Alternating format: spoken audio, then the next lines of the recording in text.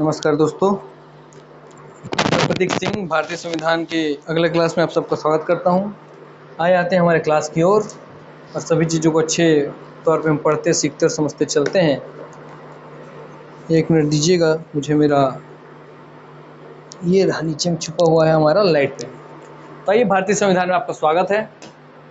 Polity video class video number 5 आप देख रहे हैं, जिसमें आप देख रहे हैं संविधान सभा। क्या देख रहे हैं? संविधान सभा। तो भाई जायज़ सी बात है, जब सब हमको संविधान बनाना है, संविधान सभा बनाने के लिए कुछ लोगों को इकट्ठा करना होगा जो हमारे देश के पढ़े लिखे लोग होंगे। और जब वो लोग इकट्ठा होंगे तो कहीं ना कहीं तो बैठेंगे, किसी न किसी सभागार में, किसी न किसी सभागार में बैठेंगे लोग, वहाँ मीटिंग करेंगे, चर्चा करेंगे, परिचर्चा करेंगे। Yes sir. तो अर्थात संविधान के निर्माण के भारत के विद्वान व्यक्तियों जो कि संविधानिक सभा के सदस्य थे, उन सबको जब एक जगह बैठाया गया उस पर काम करने के लिए संविधान निर्माण के, तो वही है आपकी संविधान सभा। तो संविधान सभा जिसने संविधान का निर्माण किया, 2 वर्ष 11 माह 18 दिन लगा करके संविधान का निर्माण किया, और उसके बारे में आपको A to Z क्वेश्चन पता चलने वाला है। इससे पहले आपको इतनी जानकारी इससे नहीं होगी, ये लिख के दे सकता हूँ मैं।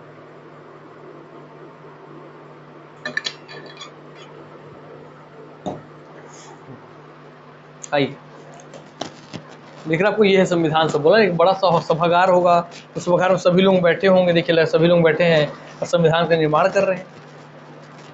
ठीक, चलिए ये दोस्तों आपकी संविधान सभा, जिसका एक झलक आपको दिखाने का कोशिश मैं किया। संविधान सभा के समक्ष समस्या क्या थी? सर, जैसे भी हमारे देश के विद्वान लोग बैठे कि चल संविधान बना देते हैं, क्योंकि अंग्रेजों ने कहा था कि अगर तुमको संविधान चाहिए, स्वतंत्रता चाहिए, तो खुद का संविधान बना के दिखाओ। उस पर आपको कभी पता चलेगा कि मोतीलाल नेहरू जी ने अपना नेहरू रिपोर्ट बनाया था। वो सब अलग अलग कोशिश किए गए हैं संविधान का छोटा छोटा रूप बनाने के लिए। तो हमारे देश के सब विद्वान एकत्रित हो गए संविधान के निर्माण के लिए। तो आइए देखते हैं, उनके सामने जब एकत्रित हुए तो क्या क्या समस्याएं उनके सामने आई। आप अपने आप को महसूस कीजिएगा कि आपके सामने वही सारी समस्याएं हैं। देखिएगा, अम्बेडकर जी ने संविधान सभा में कहा था कि हमारे समक्ष निर्धनता, भूखमरी, बेरोजगारी, पुरातन पंथी सामाजिक व्यवस्था, व्यापक जन अपेक्षाएं, अलगाववादी विचारधाराएं आदि समस्याएं हैं। इन सभी समस्या के समाधान के साथ हमें राष्ट्र का विकास भी करना है। इन समस्याओं का तो निवारण करना ही है, साथ में हमें राष्ट्र का विकास भी करना है, जिसके लिए आवश्यक है एक सामाजिक क्रांति की। क्योंकि राष्ट्र बनता ही है किससे सर? समाज से, लोगों से। और लोग कहाँ रहते हैं? समाज में। तो सामाजिक क्रांति, जब समाज में क्रांति आएगी तो एक सामाजिक क्रांति की, उस सामाजिक क्रांति के साधन निम्न है। तो ये अम्बेडकर जी के बोले हुए शब्द है जो आप देख रहे हैं मेरे दोस्त। तो इसमें कुछ चीज़ों को हम अलग से समझते हैं। सर, निर्धनता तो आप जानते हैं क्या समस्या है, भूखमरी भी आप समझते हैं, बेरोजगारी भी आप जानते हैं। पुरातन पंथी सामाजिक व्यवस्था क्या है कि पुराने पंथ अर्थात पुरानी जो मान्यताएं हैं उसके आधार पे आज भी अपनी सामाजिक व्यवस्था में वो सारी कुरीतियां व्याप्त हैं। ऊंच नीच, भेदभाव, बड़े घराने, छोटे घराने, ये सारे जो पुरातन पंथी सोच थी, ये भी एक समस्या हमारे सामने है। व्यापक जन अपेक्षाएं और बहुत बड़ी उम्मीद लोगों की कि अब हमारा देश स्वतंत्र हो रहा है, तो हमारा सरकार जो नया बनने वाला है, हमारे देश का जो संविधान बनने वाला है, जिससे सरकार बनेगी वो बहुत ही अच्छे स्तर पर काम करेगी, क्योंकि अब हमारे देश आज़ाद हो गया है। तो बहुत बड़ी उम्मीद भी हमारे सामने एक समस्या की तरह है, क्योंकि हमको उस सारे उम्मीद पे खरा उतरना है। और अलगाववादी विचारधारा और कई सारे आपके राज्य, जैसे कि हैदराबाद था, जौनपुर था, जम्मू कश्मीर था, ये सब अपना अलग अलग राष्ट्र लेके रहना चाहते थे आज़ादी के बाद, जिसको एक करने में महत्वपूर्ण भूमिका निभाई सरदार वल्लभ भाई पटेल साहब जी ने। तो अलगाववादी विचारधारा भी आप समझ गए, जो भारत से अलग होकर अपना अलग राष्ट्र रखना चाहते थे। तो हैदराबाद, जौनपुर और जम्मू कश्मीर उसके एग्जाम्पल। इसमें से जौनपुर को जनमत संग्रह करा के वल्लभ भाई पटेल जी ने मिला लिया। सर, आपके जम्मू कश्मीर तो बाद में खुद संधि करके मिल गया भारत में, है ना। और दोस्तों आपका हैदराबाद को सैन्य कार्रवाई द्वारा आपस में मिलाया गया। जम्मू कश्मीर विवाद का स्तर क्यों है, आपको बताता हूँ। देखिए, जब जम्मू कश्मीर देश आज़ाद हुआ तो अंग्रेजों ने एक बहुत बड़ा दिमाग खेला। क्या? कि जिसको भारत में रहना है मिल के रहिए, जिसको नहीं रहना है वो अपने अलग अलग देश बना के रह सकते हैं। तो भाई कोई भी चाहेगा क्या कि हम एक में रह नहीं। सारे राज्य चाहे कि भाई मैं अलग अलग रहूँगा और मैं अपना अलग अलग शासन पद्धति चलाऊँगा। तब खड़े हुए हमारे लौह पुरुष सरदार वल्लभ भाई पटेल जी बोले, ओए इस तरीके तो एक भारत कभी रहेगा ही नहीं, इस भारत के कितने टुकड़े हो जाएंगे, और किसी भी अगर टुकड़े हैं, अगर छोटे छोटे टुकड़े हो जाते हैं, अगर जैसे 5 अलग उंगली है, इनको तोड़ना बहुत आसान है, और ये 5 मिलकर अगर मुट्ठी बन जाती है इसको आप आसानी से नहीं तोड़ सकते। बस वैसे अगर आप छोटे छोटे राज्यों में टूट जाएंगे तो कल फिर ये अंग्रेज आपको वापस पुनः गुलाम बना लेंगे। मगर अगर आज हम एक साथ हो जाएं तो हमको गुलाम बनाने में इनको टाइम लगेगा। इसीलिए Bharat India is A union of state, राज्यों का संघ है, राज्यों का ग्रुप है, राज्यों का संघ है कौन? भारत। और इसमें महत्वपूर्ण भूमिका निभाई सरदार वल्लभ भाई पटेल साहब जी ने। ठीक है, मगर सबको एकत्रित कर लिए तो उसमें आपके हैदराबाद के निजाम बोले मैं भारत में सम्मिलित नहीं होऊंगा, तो उस पर सैन्य कार्रवाई कर दिया गया उनके ऊपर, है ना। दूसरा, जौनपुर में जनमत संग्रह, जौनपुर के राजा बोले मैं सम्मिलित नहीं हुआ, तो वहाँ जनता से पूछ लिया गया, जनमत का संग्रह करवा लिया गया, जनमत संग्रह करवा लिया गया कि आप किनके में मिलना चाहते हैं, अलग राष्ट्र चाहते हैं कि भारत सरकार में मिलना चाहते हैं। तो उन्होंने बोला हम भारत में मिलना चाहेंगे, तो वहाँ जनमत संग्रह से उसको मिला लिया गया।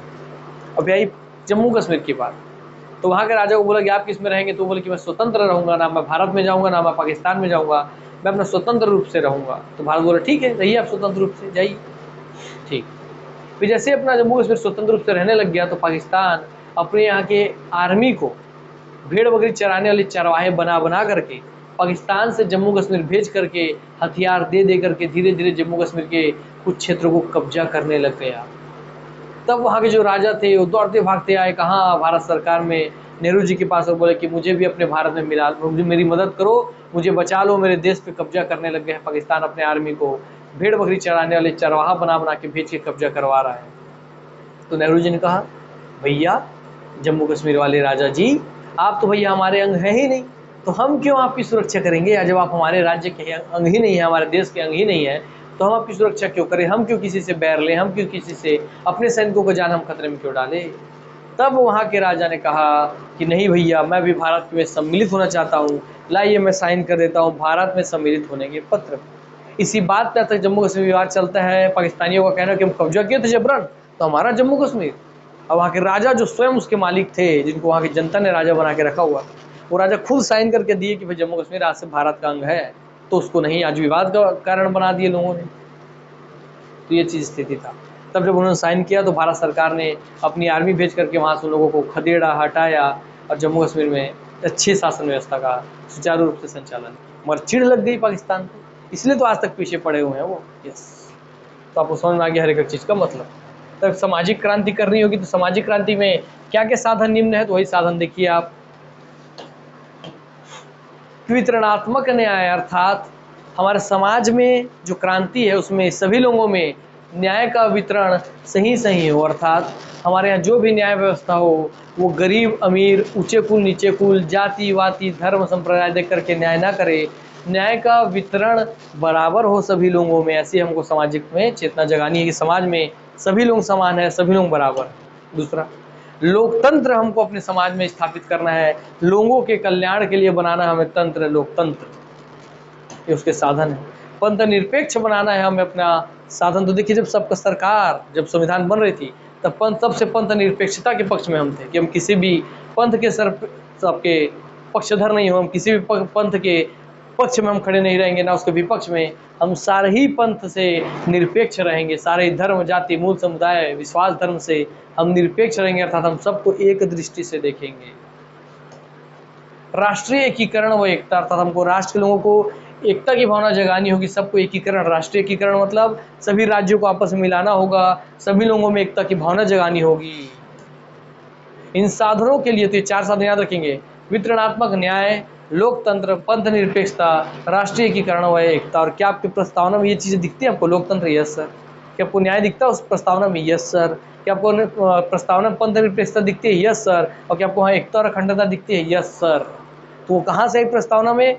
हमारे देश की इन्हीं बिंदुओं से आई दोस्त। इन साधनों के लिए प्रथम कदम यह था कि एक ऐसी राजनीतिक व्यवस्था की स्थापना जो प्रेरक का कार्य करे, एक ऐसी राजनीतिक व्यवस्था बनाए जो इन सभी को प्रेरणादायी बना सके, सभी के लोगों में इसके प्रति प्रेरणा जगा सके। आइए आगे बढ़ते हैं। अब संविधान सभा की मांग क्या थी? तो सर्वप्रथम संविधान सभा की मांग गोपाल कृष्ण गोखले के द्वारा, अर्थात संविधान सभा को सबसे पहले किन्होंने मांगा था? अर्थात अंग्रेजों से कहा था, किसने कहा था सबसे पहले अंग्रेजों से कि हमें हमारा संविधान चाहिए, हमें हमारा संविधान दो, हमें हमारा खुद का संविधान चाहिए। तो संविधान सभा की सर्वप्रथम संविधान सभा की मांग गोपाल कृष्ण गोखले के द्वारा 1895 राज्य विधेयक में की गई थी। तो ये क्वेश्चन बनता है कि सबसे पहले संविधान सभा की मांग किसने की, तो आप बोलेंगे गोपाल कृष्ण गोखले जी, गोपाल कृष्ण गोखले जी द्वारा 1895 में की गई। 1922 में गांधी जी ने हरिजन नामक पत्रिका में कहा था कि भारत का संविधान भारतीयों को स्वयं बनाने का अधिकार होना चाहिए। अर्थात गांधी जी भी क्या बोल रहे हैं, हरिजन नामक पत्रिका में गांधी जी बोल रहे हैं 1922 में कि भारतीयों को उनका संविधान स्वयं बनाने का अधिकार दो, मतलब हमें हमारा संविधान सभा दो। पहले गोपाल कृष्ण गोखले जी ने बोला आपके 1895 में, फिर 1922 में बोले कौन, गांधी जी ने।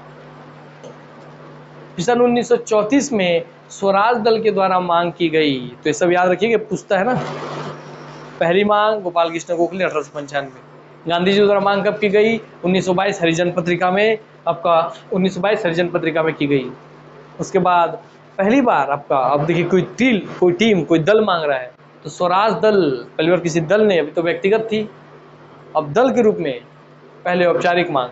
तो 1934 में स्वराज दल के द्वारा मांग की गई, किसकी, आपके संविधान सभा की। कब, 1934 में। तो 1895, 1922, 1934 और 1936, 34 के बाद 1936 में फैजपुर में अखिल भारतीय अधिवेशन के दौरान संविधान सभा की मांग की गई। तो 1934 में की गई स्वराज दल द्वारा, और फैजपुर अखिल भारतीय अधिवेशन के दौरान 1936 में मांग की गई। फिर आया अगस्त प्रस्ताव 1940। इसमें अगस्त प्रस्ताव कब, 1940, देखिए हम आज़ाद होने वाले 47, उससे पहले 40 का बात है, 34 2 36, 36 4 40। तो 40 में प्रथम बार अंग्रेजों ने संविधान सभा की मांग को स्वीकार किया। अर्थात अंग्रेजों ने, पूछेगा आपसे कि संविधान सभा जो भारतीय मांगते थे, अंग्रेजों ने उस मांग को कब स्वीकार किया, तुरंत स्वीकार किया, अगस्त प्रस्ताव 1940 में। अर्थात अगस्त 1940 में प्रथम बार अंग्रेजों ने संविधान सभा की मांग को स्वीकार किया। क्रिप्स प्रस्ताव 1942 में संविधान सभा की रूपरेखा तैयार की गई। और देखिए आपका 40 में भैया उन्होंने स्वीकार कर लिया, और उन्होंने क्रिप्स प्रस्ताव 1942 में संविधान सभा की रूपरेखा तैयार करने के लिए बनाया, जो कि क्रिप्स मिशन फेल हो गया। 1946 में मंत्रिमंडलीय शिष्टमंडल योजना के तहत संविधान सभा की संरचना की गई। क्रिप्स मिशन जब बनाए थे 42 में, तो फेल हो गया था दोस्तों। तो कैबिनेट मिशन के तहत ही उसके प्रावधानों में से कुछ प्रावधानों को सेलेक्ट करके संविधान सभा के निर्माण की बात की गई। तो क्रिप्स मिशन फेल हो गया था, कैबिनेट मिशन सक्सेस हो गया।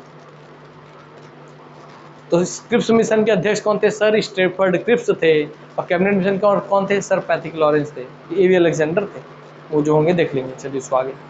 सन 1946 में मंत्रिमंडलीय शिष्टमंडल योजना के तहत संविधान सभा की संरचना की गई। तो पूछेगा कि किसके तहत, तो मंत्रिमंडलीय शिष्टमंडल योजना।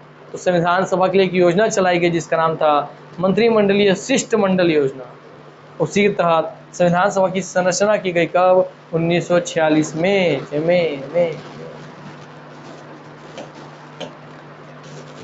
तो संविधान सभा का गठन, तो संविधान सभा का गठन आप देख रहे हैं, इसमें हर एक बिंदु अपने दिमाग में बैठाइए। सर 1895 गोपाल कृष्ण गोखले, 1922 हरिजन पत्रिका गांधी जी, 1934 में स्वराज दल, 36 में ये सम्मेलन में, अखिल भारतीय सम्मेलन में, 40 में अगस्त प्रस्ताव में एक्सेप्ट कर लिए कि हम देंगे आपको संविधान सभा। 42 में संविधान सभा कैसे दिया जाए, किस रूप में दिया जाए, 42 में उसके क्रिप्स मिशन बना था, ठीक। और 46 में बना आपका कैबिनेट मिशन, और 46 में कैबिनेट मिशन बनने के बाद ही आपका मंत्रिमंडलीय शिष्टमंडल योजना के तहत संविधान सभा का गठन किया गया 46 में। तो ये संविधान सभा का गठन देखते हैं। संविधान सभा का गठन जुलाई में सन 1940 में हुआ। तो 40 में अगस्त प्रस्ताव में वही एक्सेप्ट कर लिया गया। तो संविधान सभा का गठन जुलाई में सन 1940 में हुआ। 9 दिसंबर 1946 को डॉक्टर सच्चिदानंद सिन्हा संविधान सभा के अध्यक्ष बने। अर्थात ये पूछता है कि संविधान सभा के प्रथम अध्यक्ष कौन थे, तो डॉक्टर सच्चिदानंद सिन्हा। पूछेगा संविधान सभा के प्रथम अध्यक्ष कौन है, तो आप बोलेंगे डॉक्टर सच्चिदानंद सिन्हा। फिर दूसरा क्वेश्चन, संविधान सभा के प्रथम अस्थायी माने टेम्पररी अध्यक्ष कौन थे, तो थे डॉक्टर सच्चिदानंद सिन्हा। अर्थात जब उस संविधान का निर्माण करना था तो सब लोग आकर के एक जगह बैठेंगे ना, तो हाँ सर तारीख थी 9 दिसंबर 1946, 9 दिसंबर 1946 को ही, 9/6/46, ठीक है।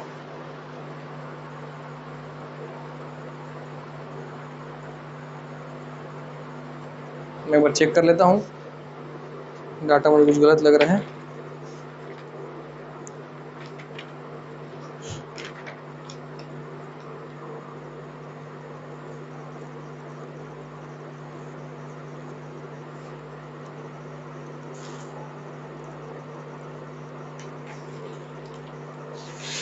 चेक कर लेते हैं, चिंता मत कीजिए।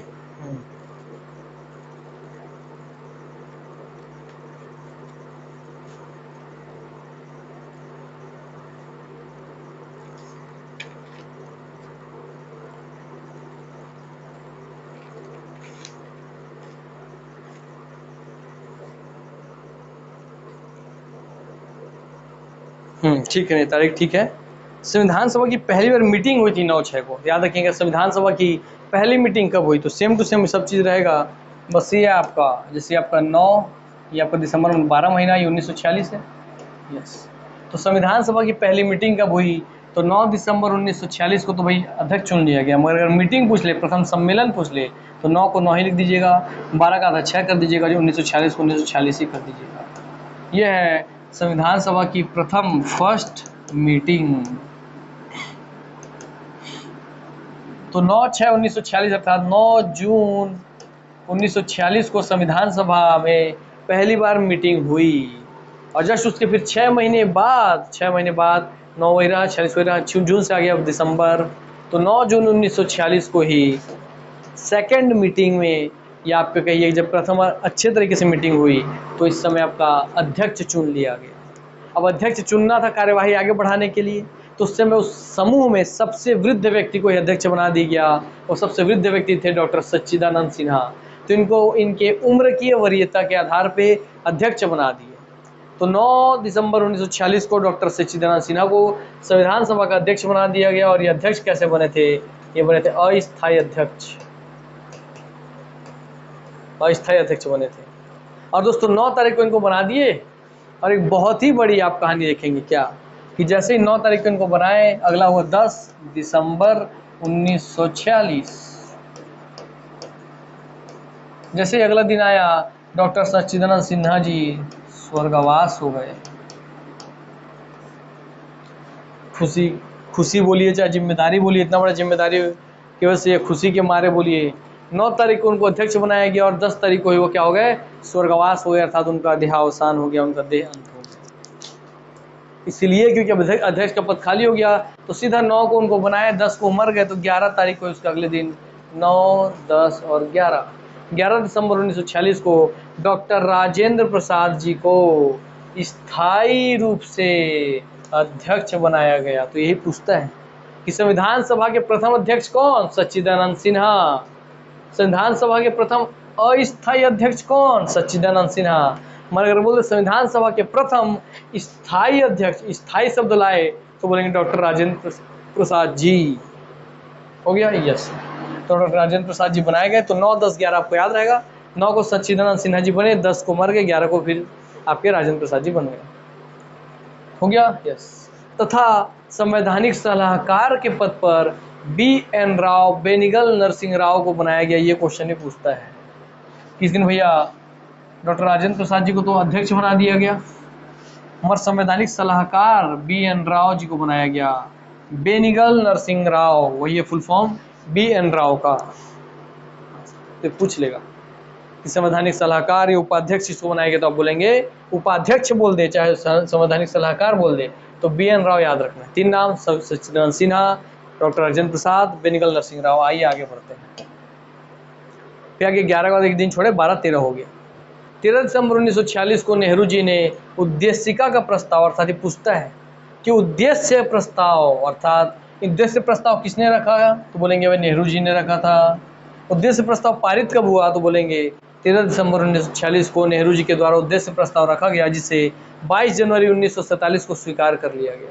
तो उद्देशिका का प्रस्ताव पारित किया गया 13 दिसंबर को, जो कि दोस्तों स्वीकार हो गया 22 जनवरी 1947 को। तो 46, 47 दिसंबर था, जनवरी उसके बाद का अगला महीना। ठीक, क्लियर हो गई बातें। तो उद्देश्य का प्रस्ताव किन्होंने जारी किया? नेहरू जी ने। ये क्वेश्चन बनता है। ये आगे बढ़ते हैं। सदस्यता, सदस्यता आप देखते हैं सर, शुरू में जब संविधान बना तो भाई सदस्य होंगे ना, क्या देश के विद्वान लोगों को बनाई, तो कितने विद्वान लोग हुए इकट्ठा संविधान बनाने के लिए। सर उस समय हमारे देश में से संविधान निर्माण करने के लिए 1946 में 389 सदस्य इकट्ठे होते। पूछता है क्वेश्चन कि संविधान निर्माण के समय संविधान सभा में सदस्य संख्या कितनी थी? तो आप बोलते 389, 389। कब? 1946 में। हाँ, तो उसके आगे इस 389 में कहाँ से लोग आए थे? वर्गीकरण देखिए सर, उसमें लोग आए थे आपके 296 लोग ब्रिटिश भारत से, और दोस्तों आपके देसी रियासतों से 93 लोग। याद रखिए सर, भारत में दो हिस्से थे, एक वह जो अंग्रेजों के अधीन थे, तो ब्रिटिश भारत से मैंने अंग्रेजों के अधीन, अंग्रेजों का जहाँ शासन था, उन क्षेत्रों से 296 लोग आए चयनित होकर के संविधान निर्माण के लिए, और दोस्तों 93 लोग आए वहाँ से जहाँ देसी रियासतें थीं, जहाँ खुद का राजाओं का देसी रियासतों का शासन था। ठीक, तो 296 आए ब्रिटिश भारत से। ये संख्या पूछती है कुल सदस्य कितने थे? 389। 389 को आप तोड़िए, 296 और 93 आप जोड़ेंगे तो हो जाएगा 389। तीन दोनों को जोड़ेंगे तो आप हो जाएगा 389। तो इस 389 में से 296 लोग आए थे ब्रिटिश भारत से और 93 लोग आए थे देसी रियासतों से।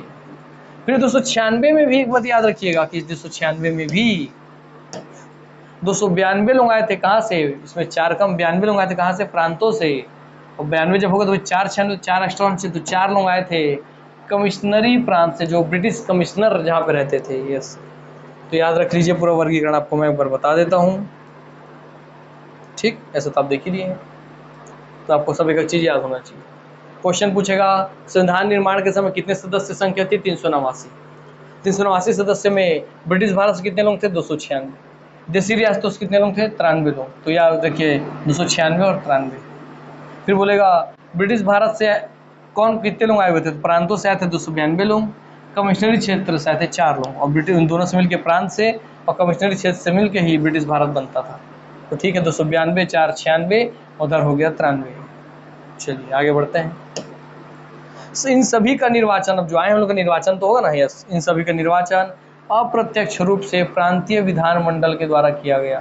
तो इनको अप्रत्यक्ष रूप से पब्लिक ने नहीं चुना था, इनको विधानमंडलों ने चुना था। कैसे?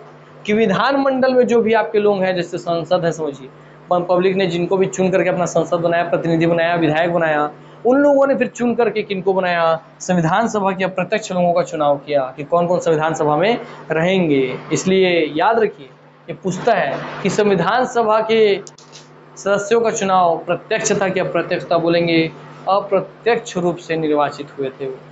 किनके द्वारा चुना गया था? उनको प्रांतीय विधानमंडल द्वारा चुना गया था। हर प्रांत के जो विधानमंडल है वहाँ से अपने द्वारा सेलेक्ट कर करके लोगों को भेजे थे, इसलिए प्रांतीय विधानमंडल के द्वारा किया गया था। आज़ादी के बाद 31 अक्टूबर सन 1947 को यह सदस्य संख्या 299 थी। ये बात पूछता है कि भारत की स्वतंत्रता के पश्चात अर्थात आज़ादी के बाद संविधान सभा के सदस्य संख्या कितनी थी? तो आप बोलेंगे 389 जहाँ चालू हुए थे, बचे केवल और केवल 299। क्योंकि जब तक आपको 1946 में भारत पाकिस्तान अलग हुए नहीं है, तो 389 में से कुछ लोग पाकिस्तान चले जाएंगे। ठीक, कुछ लोग आपके मर जाएंगे, चाहे कुछ और हो जाएंगे। तो हाँ सर, आज़ादी होते होते तक 31 अक्टूबर 1947 तिथि को यह संख्या 299 हो गई थी। तो ये क्वेश्चन पूछता है कि आज़ादी के बाद तिथि देना दे, सदस्य संख्या कितनी थी? 299। तो 389 से 299 हो गई। फिर 26 नवंबर 1949 को हस्ताक्षर करते समय, जब आपका संविधान रेडी हुआ 26 नवंबर 1949 को, देखिए 47 और 2 साल आगे हैं, तो जब हस्ताक्षर करने थे, हस्ताक्षर संविधान में कि हम इतने लोगों ने मिलकर बनाया संविधान को, जब हस्ताक्षर करना था तो हस्ताक्षर करते समय यह संख्या 248 थी। सभी उपस्थित नहीं थे उस दिन। तो 299 में से भी सभी लोग उपस्थित नहीं हो पाए थे अपने स्वास्थ्य के कारण से, चाहे किसी और कारण से। तो उस समय उपस्थित, जब संविधान आपका बना, तब हस्ताक्षर करने के लिए कितने लोग थे? तो बोलेंगे 248। तो याद रखिएगा 389, 299, 248।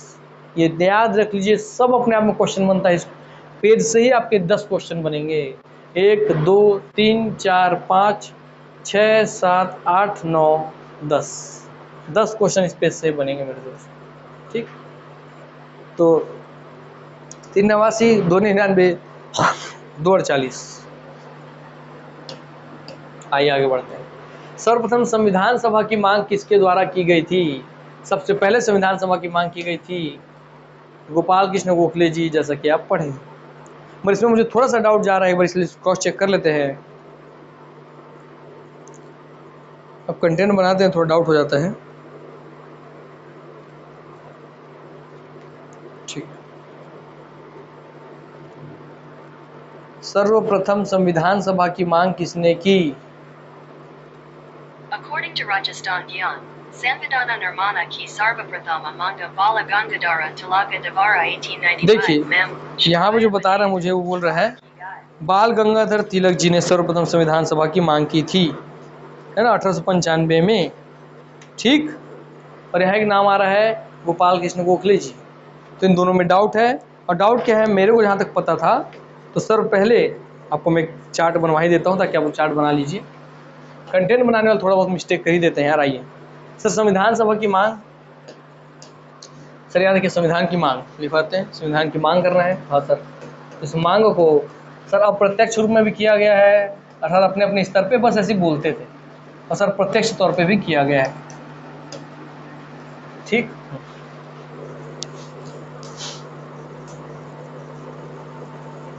गूगल में बाल गंगाधर तिलक जी दिखा रहे हैं, है ना, तो याद रखिएगा।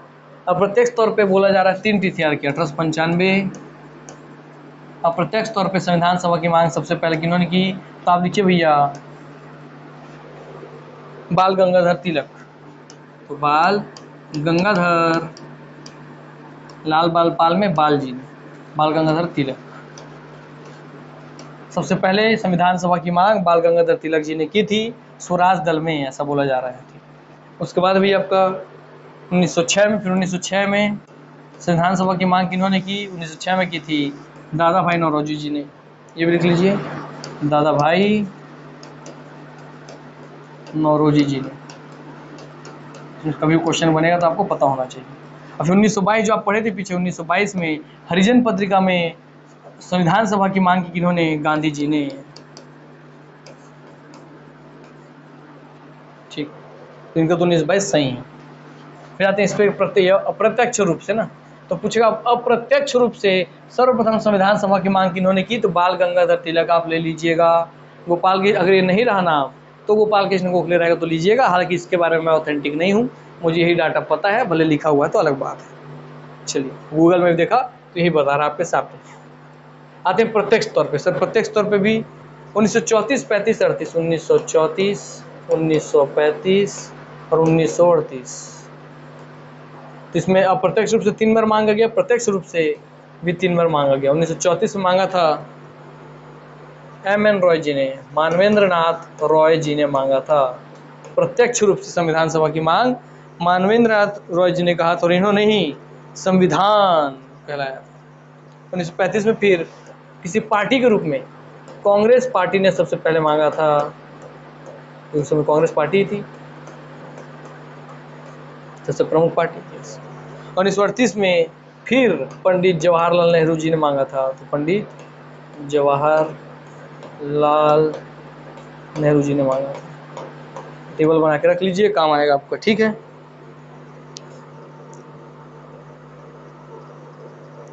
जब इसको अप्रत्यक्ष रूप में मांगा गया तो इसको संविधान ने इसको कहा गया क्या? इसको कहा गया स्वराज दीजिए, अर्थात हमें हमारा स्वराज चाहिए। तो संविधान सभा का, हाँ अब आपका आंसर क्लियर है कि अप्रत्यक्ष माने संविधान को संविधान ना बोल के, संविधान माने क्या होता है? स्वयं के द्वारा बनाया हुआ विधान। तो उसका मतलब वही, आप विधान किसके लिए बनाएंगे? अपना राज चलाने के लिए। तो स्व का राज चाहिए हमें, तो स्वराज शब्द के रूप में बाल गंगाधर तिलक ने सबसे पहले स्वराज शब्द की मांग की 1895 में।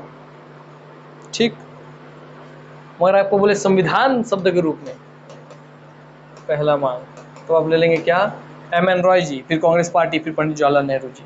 क्लियर? आइए, तो सर्वप्रथम संविधान सभा की मांग किसके द्वारा की गई? तो आप गोपाल कृष्ण गोखले जी की जगह बाल गंगाधर तिलक जी, ध्यान रखिएगा। ठीक,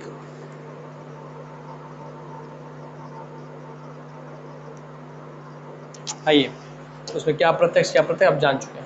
संविधान सभा का स्थायी अध्यक्ष किसे बनाया गया? तो आपको पता है सर, आपके 9 दिसंबर 1946 को सच्चिदानंद सिन्हा जी को अस्थायी अध्यक्ष बनाए। 10 तारीख को मर गए, तो फिर 11 तारीख को आपकी डॉक्टर राजेंद्र प्रसाद जी को बनाया गया स्थायी अध्यक्ष।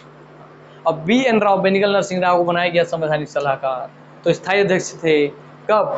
11 दिसंबर 1946 को doctor Rajendra Prasad ji. B answer हो गया। और फिर 1922 ईस्वी में निम्नलिखित में से किसके द्वारा उद्गार व्यक्त किया गया कि भारतीय संविधान भारतीयों की इच्छा अनुसार होगा? तो 1922 में कौन थे? महात्मा गांधी जी थे। Answer B, Mahatma Gandhi ji. मतलब पढ़ने के बाद सब क्वेश्चन धड़ल्ले से बनता है यार। भारत की संविधान सभा गठित करने का आधार क्या था? तो संविधान सभा को गठित करने का आधार था भारतीय राष्ट्रीय कांग्रेस का प्रस्ताव, कैबिनेट मिशन प्लान 1946, भारतीय स्वतंत्रता अधिनियम 1947, भारतीय डोमिनियन के प्रांतीय राज्य विधानमंडल के प्रस्ताव। तो याद रखिए, पढ़िए, भारत की संविधान सभा गठित करने का आधार क्या था? तो आंसर है दोस्तों बी, कैबिनेट मिशन प्लान 1946। क्योंकि आपको मैंने मौखिक तौर पे बोला था, याद कीजिए कि सर क्रिप्स मिशन आया 1942 में, फेल हो गया, उसके तहत संविधान सभा का गठन नहीं हुआ। 42/4/46 में आपका 1946 में कैबिनेट मिशन आया जिसके तहत संविधान सभा का गठन हुआ। और संविधान सभा जो कैबिनेट मिशन के तहत बना उसमें भी कैबिनेट मिशन के कुल 6 बातें रखी थी, है ना, जिसमें से एक बात को मुस्लिम लीग ने लड़ झगड़ करके बदलवा दिया था। ठीक, तो संविधान सभा का निर्माण 6 बिंदुओं पर किया था किसने? कैबिनेट मिशन ने 1946 में। इसलिए हो गया ऑप्शन बी। कैबिनेट मिशन योजना के अनुसार संविधान सभा में कुल कितने सदस्य होने थे? तो कैबिनेट मिशन के तहत आपको बताया ना भाई, वो पहला था संविधान सभा। आइए उसको अलग से आपको लिखवा भी दूंगा ताकि आपको दिमाग में से छप भी जाए कैबिनेट मिशन के बारे में, है ना। अच्छा,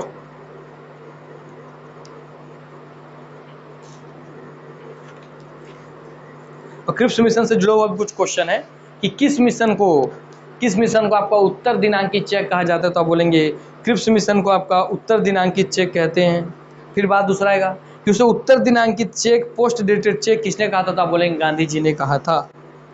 ठीक, और क्रिप्स मिशन को पोस्ट डेटेड चेक, उत्तर दिनांकित चेक किसने कहा? तो गांधी जी ने कहा। और क्रिप्स मिशन को ही दिवालिया वाला बैंक का चेक किसने कहा? तो आप बोलेंगे नेहरू जी ने कहा था। हो गया क्लियर? यस। कैबिनेट मिशन क्या रखिए सर? कैबिनेट मिशन का कुछ बता दूं, आइए थोड़ा जानकारी इसका रख लीजिए कि कैबिनेट मिशन आपका आया था, गठन हुआ था, कब गठन हुआ सर? 1946। आपको बताते रहा हूँ तो लिख लीजिए 23 मार्च 1946। देखिए सर 3-3-6 होता है, तो ये हो गया याद आपको। 23 मार्च 1946 को ब्रिटेन में बना था ये कैबिनेट मिशन, है ना। और भारत आया कब? ये भारत बाद में आता है। रिपोर्ट प्रावधान प्रस्तुत किया इसमें सदस्य थे 3। इसमें सदस्य कितने थे सर? कैबिनेट मिशन में सदस्य थे 3। इसमें थे एक अध्यक्ष,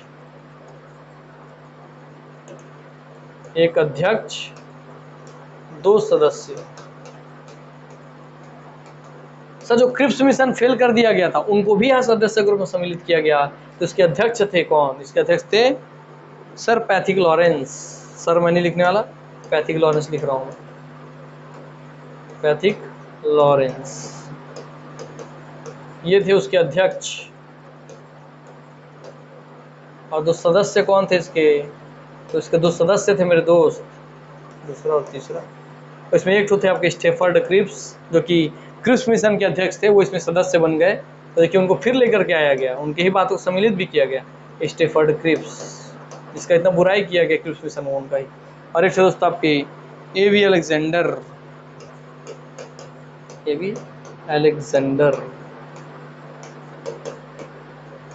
तो पूछता है कि कैबिनेट मिशन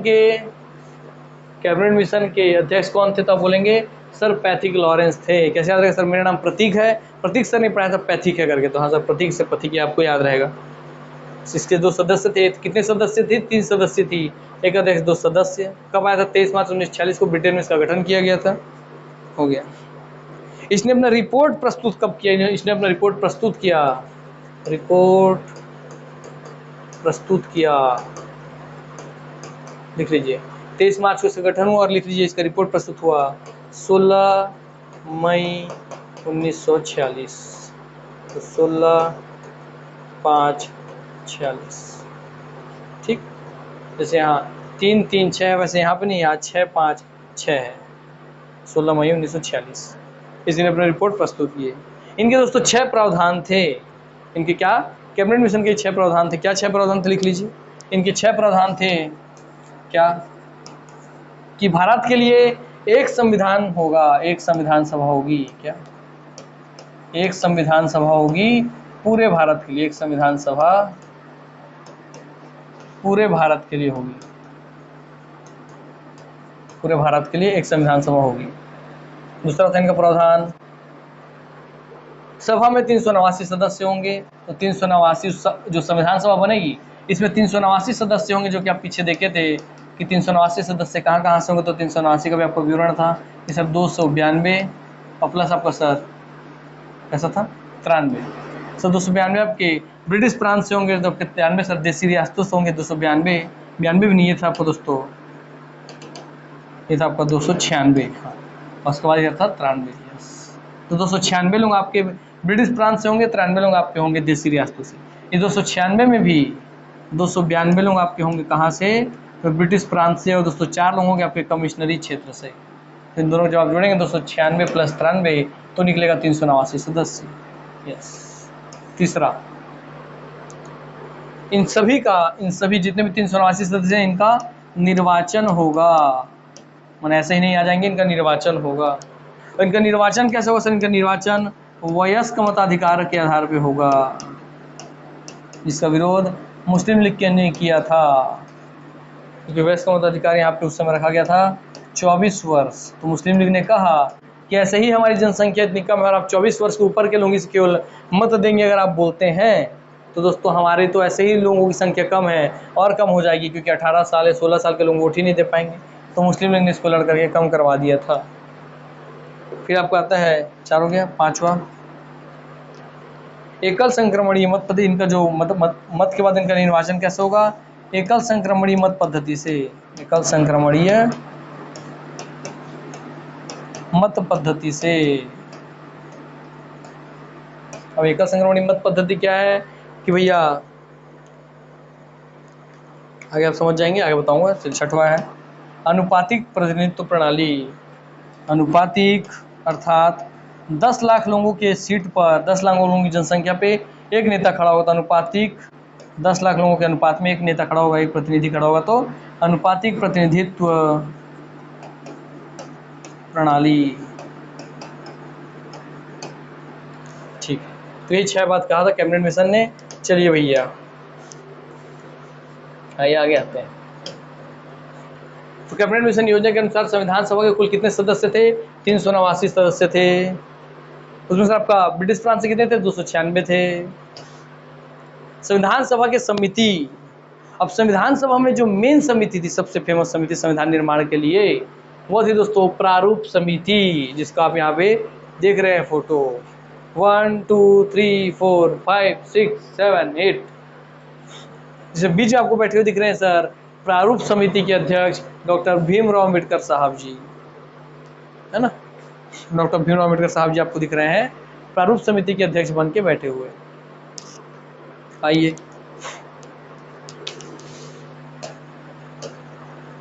तो भीमराव अम्बेडकर, श्री एन गोपाल स्वामी अयंगर, अल्लादी कृष्ण स्वामी अय्यर, मोहम्मद सादुल्लाह, कन्हैयालाल मणिकलाल मुंशी,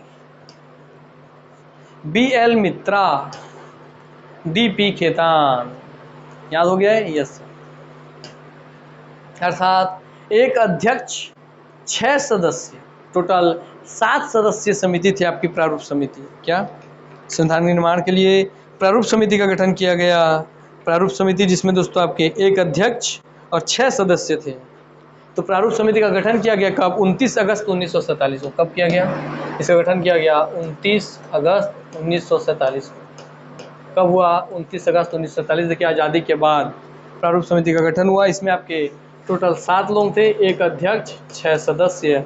तो एक अध्यक्ष आपको दिख रहे हैं डॉक्टर भीमराव जी, 6 सदस्य भी आपको दिख रहे हैं, 1 और 6 7 हो गए। जिसमें से सन 1948 में DP खेतान, जो खेतान जी हैं, इनकी मृत्यु हो गई। 47 में बना, 48 में उनकी मृत्यु हो गई। और उनके मृत्यु के बाद एक जन तो चाहिए उस जगह पे काम करने के लिए। तो DP खेतान जी की मृत्यु के बाद टी कृष्णमाचारी जी ने सदस्य बने, अर्थात डी पी खेतान जी के साथ ही लिख लेते हैं यहाँ पे क्या, टी कृष्णमाचारी जी, ताकि आपको याद रहे कि डी पी खेतान जी की जगह कौन आए थे, टी कृष्णमाचारी जी आ गए थे 48 में, क्योंकि इनकी मृत्यु हो गई थी। ठीक है। और इसी में जो आपके हैं बी एल मित्रा जी, इनको भी इनकी बीमारी की वजह से बाद में सदस्यता छोड़नी पड़ी थी, याद रहेगा। तो इनके जगह पे भी मित्रा जी की जगह पे भी आ गए थे कौन बाद में, माधवन जी, याद रखेंगे आप क्या, माधवन जी, है ना। तो इसमें क्या पूछता है, इसमें ये पूछता है कि मूल रूप से जब आपको संविधान सभा बना या प्रारंभिक प्रारूप समिति जब बनी, है ना, मूल प्रारूप समिति के सदस्य इनमें से कौन नहीं थे, तो मूल प्रारूप समिति के सदस्य में माधवन नहीं थे और कृष्णमाचारी नहीं थे, अर्थात कैसे याद है सर, किलोमीटर नहीं थे, किलोमीटर नहीं थे, किलोमीटर नहीं थे, उसमें कौन से, कृष्ण जी माधव हैं, कृष्ण जी माधव अर्थात कृष्ण मां से जुड़ा हुआ नाम उसके शुरुआत में नहीं था, कृष्णमाचारी और माधव दोनों बोलते हैं उनको, हाँ सर। तो ये इनके प्रारूप समिति के शुरुआती सदस्य नहीं थे। और देखिए इनका योग भी देखिए, एम फोर मित्रा जी की जगह पे एम फोर माधवन जी ही आए, और के फोर खेतान जी की जगह पे के फोर आपके कृष्णमाचारी जी ही आए। यस, याद रखिएगा। तो बात पूछता है इनको भैया, इनके मित्रा जी को बीमारी की वजह से हटना पड़ा था, तो इनको भाई मृत्यु की वजह से हटना पड़ा था। आइए आगे बढ़ते हैं। अब देखते हैं अन्य समिति, प्रारूप समिति के अलावा कुछ और अन्य समिति भी फिर बनी है आपकी। तो आइए देखते हैं कौन कौन समिति थी। सर आपकी बनी कार्य संचालन समिति, इसके अध्यक्ष कौन थे, क्वेश्चन पूछता जाता है ना। प्रारूप समिति के अध्यक्ष कितने थे, तो आप बोलेंगे डॉक्टर भीमराव अम्बेडकर थे। कार्य संचालन समिति के अध्यक्ष कौन थे, तो आप बोलेंगे कन्हैया लाल माणिक लाल मुंशी थे। कैसे याद रहेगा सर, इनको शॉर्टकट में बोला जाता है, कन्हैया लाल का के, माणिक लाल का एम, के एम मुंशी, तो के मुंशी जी बोला जाता है। तो के मुंशी जी किसके थे, के मुंशी जी के नाम ही के फोर कार्य संचालन, अर्थात हम किसी भी कार्य का संचालन अपने कन्हैया जी के तो आशीर्वाद से करते हैं, कृष्ण भगवान के आशीर्वाद से करते हैं, ऐसे करके आप याद रख लीजिए। तो कार्य का संचालन हम कन्हैया जी के आशीर्वाद से करते हैं, आपको याद हो गया। संघ शक्ति समिति एवं संघ संविधान समिति, इसके अध्यक्ष थे पंडित जवाहरलाल नेहरू। तो केंद्र के भैया प्रधानमंत्री कौन थे, नेहरू जी। तो केंद्र में कौन है प्रधानमंत्री, संघ में कौन है प्रधानमंत्री, सबसे ज्यादा शक्ति प्रधानमंत्री के पास है। संघ में संविधान समिति, सबसे ज्यादा शक्ति किसके पास है, संघ में सबसे ज्यादा शक्ति है किसके पास, तो भैया प्रधानमंत्री के पास। तो प्रधानमंत्री कौन थे, पंडित जवाहरलाल नेहरू जी। तो लीजिए आपको वो भी याद हो गया, संघ शक्ति समिति बोले चाहे संघ संविधान समिति, पंडित जवाहरलाल नेहरू जी अध्यक्ष थे। फिर आता है बात, जब आपको मूल अधिकार हैं जो संविधान ने आपको दिए हैं, उस मूल अधिकार व अल्पसंख्यक समिति व प्रांतीय संविधान समिति, देख रहे कितना समिति, मूल अधिकार समिति, अल्पसंख्यक समिति और प्रांतीय संविधान समिति, इन सब के अध्यक्ष थे डॉक्टर सरदार वल्लभ भाई पटेल। इस सारे प्रांतों को इन्होंने एक किया था, तो प्रांतीय समिति के अध्यक्ष यही रहेंगे, तभी तो करेंगे। सभी लोगों को एक करने के बाद उनको उनके मूल अधिकार दिलाए थे, यस सर, और उनमें जो अल्पसंख्यक थे उनके लिए विशेष प्रावधान किए, इसलिए तो सारे प्रांतों को एकजुट किया हमारे लौह पुरुष सरदार वल्लभ भाई पटेल जी ने। उन पे जितने लोगों को एक किया, उनको सबको मूल अधिकार दिलाया, उन सबको अल्पसंख्यक लोगों का भी ध्यान रखा। इन्होंने सरदार वल्लभ भाई पटेल जी ने मूल अधिकार व अल्पसंख्यक समिति, मूल अधिकार व अल्पसंख्यक समिति और प्रांतीय संविधान समिति के अध्यक्ष थे सरदार वल्लभ भाई पटेल जी। किसके, प्रांतीय संविधान समिति के। प्रक्रिया व वार्ता समिति के अध्यक्ष थे डॉक्टर राजेंद्र प्रसाद जी, क्योंकि भाई राष्ट्रपति बनने वाले थे, तो सारी प्रक्रिया सारे वार्ताओं पे इनको ही बैठना था, तो डॉक्टर राजेंद्र प्रसाद जी। झंडा समिति बार बार पूछता है, झंडा समिति के अध्यक्ष थे ज से झंडा, झ से, ऐसे कहते हैं इसको झंडा को ज याद रखिए, ज से झंडा, तो ज से झंडा, ज से जेबी कृपलानी, ऐसे याद रख लीजिए। तो ज से झंडा, ज से जेबी कृपलानी, तो झंडा समिति के अध्यक्ष थे जेबी कृपलानी जी। और अल्पसंख्यक उप समिति, क्योंकि अल्पसंख्यक समिति तो ये थी, मगर अल्पसंख्यक में उप समिति के अध्यक्ष थे एच.सी. मुखर्जी जी।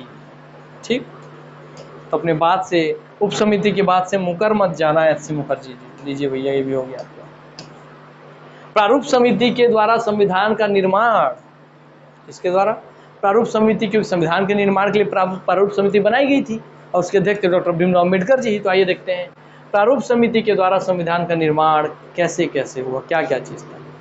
तो अगस्त 1947 को प्रथम बैठक हुई। मैंने आपको बताया ना कि सर आपके गठन कब हुआ था इसका, सर मैंने आपको तिथि बताया था कि इसका गठन हुआ था प्रारूप समिति का 29 अगस्त 1947। जब गठन हुआ 47 में अगस्त माह में, इसलिए तो अगस्त 1947 में प्रथम बैठक हुई ना, जब बनेगा तब तो बैठक होगा। यस, प्रथम प्रारूप फरवरी सन 1948 में प्रकाशित किया गया। अर्थात आपका संविधान का पहला प्रारूप कब प्रकाशित हुआ, तो देखेंगे प्रथम प्रारूप प्रकाशित हुआ 1948 में, जब बना उसके एक साल बाद। कब? फरवरी 1948 में। ये क्वेश्चन भी बन सकता है। भारत सरकार के गजट में भारतीय लोगों के द्वारा विचार विमर्श के लिए इस विचार विमर्श के द्वारा मिले प्रस्तावों के आधार पर द्वितीय प्रारूप, अब ये प्रारूप भैया प्रकाशित क्यों कर रहे हैं, ताकि जो भारतीय लोग हैं वो अपने विचार विमर्श कर सकें कि हम संविधान को देखिए ऐसा ऐसा बना रहे हैं, तो जो भी भारत के लोग इसमें कोई सलाह देना है, मशवरा देना है, अब इसलिए बोलते हैं ना हमारा संविधान अधिनियमित है, मतलब वह वाद विवाद विचार विमर्श करके बनाया गया है। तो देखिए विचार विमर्श हो, इसलिए उसको प्रकाशित किया गया, जो भी पहला प्रारूप बना था उसको। ठीक, इसमें भारत सरकार के गजट में भारतीय लोगों के द्वारा विचार विमर्श करने के लिए इस विचार विमर्श के द्वारा मिले प्रस्ताव और विचार विमर्श के बाद जो प्रस्ताव मिले, उन प्रस्तावों के आधार पर द्वितीय प्रारूप लाए गए कि देखिए आपने पहला प्रारूप लाया था, आप लोगों ने विचार विमर्श कर लिया, अब हम उस चीज़ को लागू कर दे रहे हैं, आपने जो सुझाव दिए हैं, और लीजिए दूसरा प्रारूप आपके कहे अनुसार। तो द्वितीय प्रारूप अक्टूबर 1948 में तैयार किया गया, जिस पर समिति के सदस्यों के द्वारा विचार विमर्श किया गया।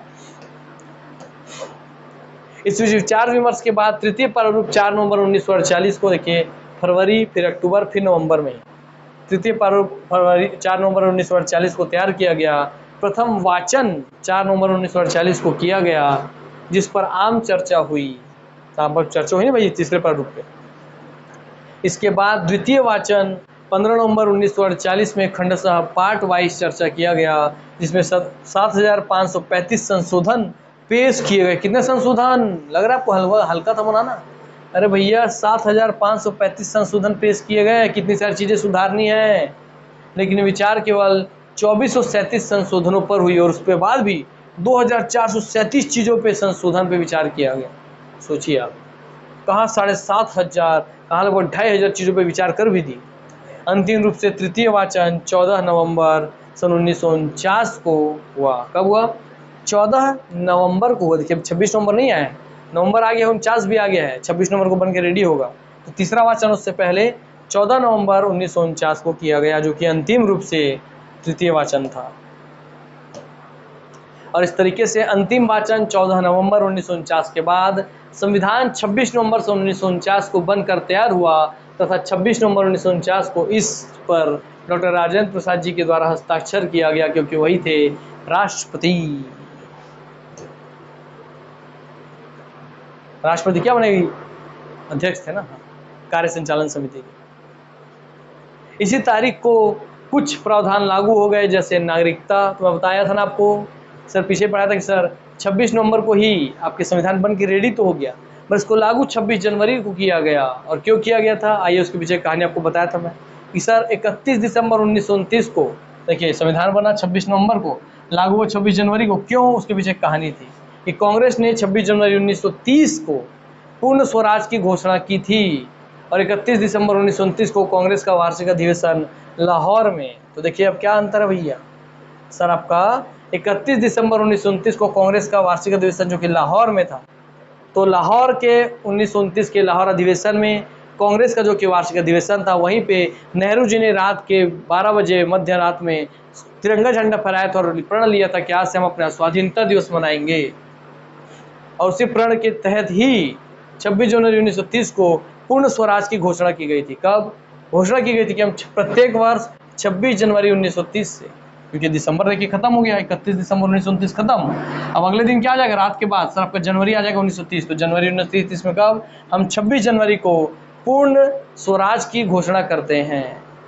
इसकी पूर्ण स्वराज की घोषणा करते हैं। और इसी दिन, क्योंकि 1929 के लाहौर अधिवेशन के अगले दिन ही मध्य रात में तिरंगा फहराया गया, रावी नदी के तट पर प्रण लिया गया कि हम जो अगला दिन आएगा 31 दिसंबर के बाद 1 जनवरी आ गया, 1930 आ गया, उस दिन प्रण लिया कि हम हर साल, इस साल से 1930 के हर साल से प्रत्येक साल 26 जनवरी को, जो कि 1930 में सबसे पहला बना था, तो 26 जनवरी 1930 को पूर्ण स्वराज की घोषणा की। अर्थात इसी दिन को विशेष महत्व देने के लिए ही संविधान भले ही 26 नवंबर 1949 को बना, मगर उसको लागू 26 जनवरी 1950 को किया गया, इसी 26 जनवरी को विशेष महत्व देने के लिए, क्योंकि इसी दिन पूर्ण स्वराज की घोषणा की थी जवाहरलाल नेहरू जी ने। आइए आगे बढ़ते हैं। इस तारीख को कुछ प्रावधान लागू हो गए, जैसे अब 26 नवंबर 1949 को बना, तो इस दिन को विशेष महत्व देना था, तो इस दिन को विशेष महत्व देने के लिए 26 नवंबर को संविधान दिवस घोषित किया गया। दूसरा, इसी दिन पे भैया संविधान बन गया तो कुछ तो लागू कर दो, तो कुछ प्रावधान तो लागू किए गए। वो 4 प्रावधान हैं, नागरिकता, निर्वाचन आदि से संबंधित 4 प्रावधान थे इसमें, जो मैं लिखाया था आपको, CITE, सिटीजनशिप और नागरिकता, I फॉर इंटरिम, अंतरिम parliament, T for temporary provisions, E for आपका इलेक्शन बोले तो निर्वाचन, इसलिए आपको यहाँ पे C और E दिया है, लिख दिया बाकी को आदि, तो आदि में I और T आता है, तो नागरिकता और निर्वाचन आदि को लागू किया गया था। तो C फॉर सिटीजनशिप माने नागरिकता, E फॉर माने इलेक्शन माने निर्वाचन, I फॉर अंतरिम parliament, interim parliament, T for temporary provisions. और आर्टिकल 5 से 9, 60, 324, 366, 367, 372, 380, 388, 391, 392, 393 पूरा संविधान लागू हुआ। कब? 26 जनवरी 1950 को। इस तिथि की महत्ता यह थी, क्या 26 जनवरी की महत्ता क्या थी कि 26 जनवरी की महत्ता यह थी कि कांग्रेस ने 26 जनवरी 1930 को पूर्ण स्वराज की घोषणा की थी, और 31 दिसंबर 1929 को कांग्रेस का वार्षिक अधिवेशन लाहौर में हुआ था, वहीं पे इस चीज की घोषणा की थी। झंडा समिति के अध्यक्ष कौन थे बताया था? झंडा को ज पढ़िए, झंडा, ज से झंडा, ज से जेबी कृपलानी। लीजिए आंसर हो गया, प्रीवियस ईयर क्वेश्चन है दोस्तों, हर एग्जाम में आपको देखने मिलेगा। तो झंडा समिति के ज से झंडा, ज से जेबी कृपलानी, ज से झंडा, ज से जेबी कृपलानी, आगे आंसर हो गया बी। संविधान कब बनकर तैयार हुआ? संविधान रेडी कब हो गया था? तो तैयार हुआ था सर आपके 26 नवंबर 1949 को। तो लीजिए ए 26 नवंबर 1949 को, और इसको लागू कब किया गया?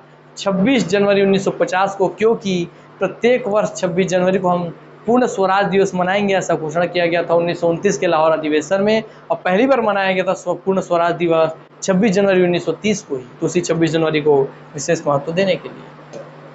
1929 को कांग्रेस का वार्षिक अधिवेशन कहाँ हुआ था? क्या 1929 का कांग्रेस अधिवेशन कहाँ हुआ था भैया?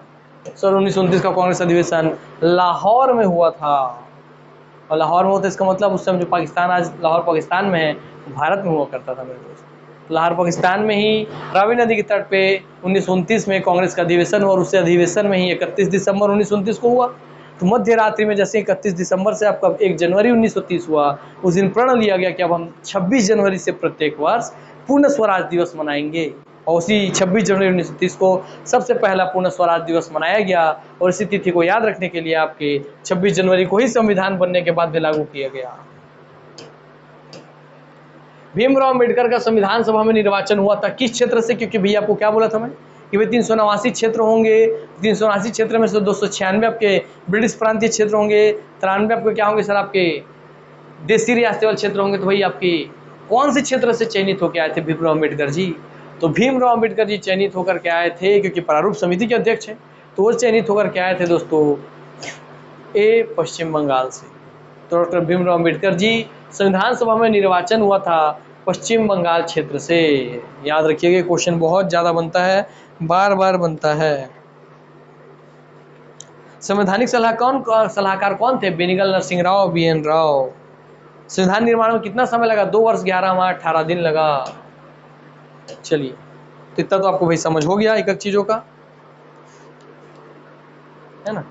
चलिए, तो भैया इसके हिसाब से कंटेंट खत्म हो गया। अब मैं आपको कुछ चीजें अपने स्तर पे लिखवा देता हूं ताकि आपके काम आ जाए। ठीक, आइए।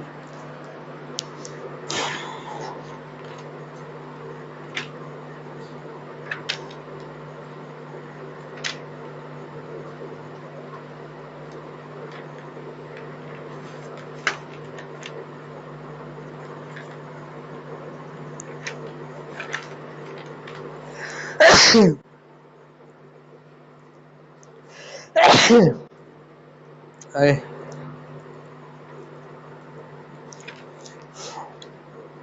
हम्म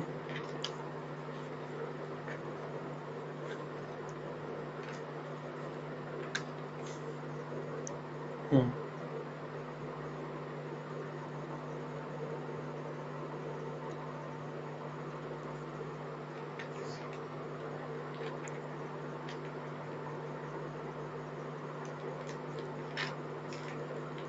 कुछ चीज़ें मैं खोज रहा था कि आपको अच्छे से बता सकूं, कहाँ से बताऊँ मगर ये देख रहा हूँ मैं। चलिए हम कुछ बातें कर लेते हैं।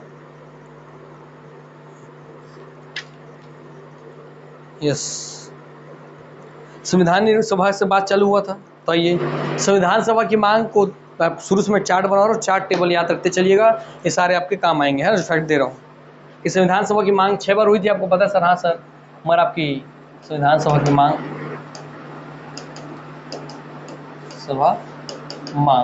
कितने बार हुई? 6 बार हुई, 6 बार। इसमें 3 बार हुई क्या? 3 बार हुई अप्रत्यक्ष मांग, दोस्तों 3 बार हुई आपकी क्या? प्रत्यक्ष मांग। सर अप्रत्यक्ष का मतलब है कि यहाँ संविधान शब्द का प्रयोग नहीं किया गया, यहाँ पे शब्द प्रयोग किया गया स्वराज, और यहाँ पास सीधा सीधा संविधान शब्द बोला गया। तो इसमें 3 बार था क्या सर? 1895 था, 1906 था, 1922 था, याद रहे इसलिए चार्ट बनवा रहा हूँ। सर यहाँ पे क्या था? 1934, 1935, 1938। सर यहाँ थे 1895 में बाल गंगाधर तिलक, 1906 में थे सर आपके दादा भाई नौरोजी, तो लिखता हूँ केवल दादा शॉर्टकट में ताकि आपको याद रहे। 1922 में थे सर आपके गांधी जी, महात्मा गांधी जी, क्योंकि हरिजन पत्रिका में मांगे थे। 1934 में थे सर आपके सर मानवेंद्र नाथ रॉय, M.N. रॉय जी। 1935 में थे सर आपके कौन? कांग्रेस पार्टी। तो पार्टी के रूप में सबसे पहले किसने मांग की? कांग्रेस पार्टी ने, याद रखिएगा कांग्रेस पार्टी। और यहाँ पे दोस्तों पंडित जवाहरलाल नेहरू। यस, ये टेबल आपको बन गया। यस, जब यहाँ स्वराज शब्द आ गया, स्वराज शब्द से भी एक क्वेश्चन लिख लीजिए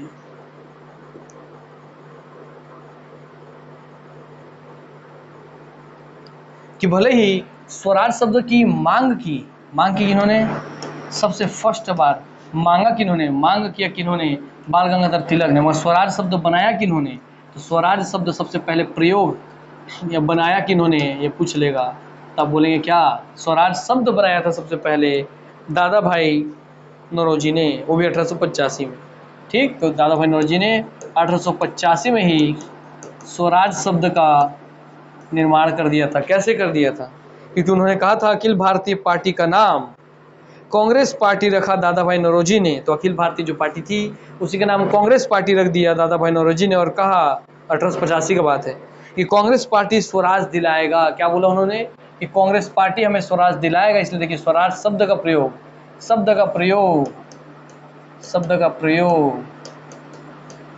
सबसे पहली बार किन्होंने किया?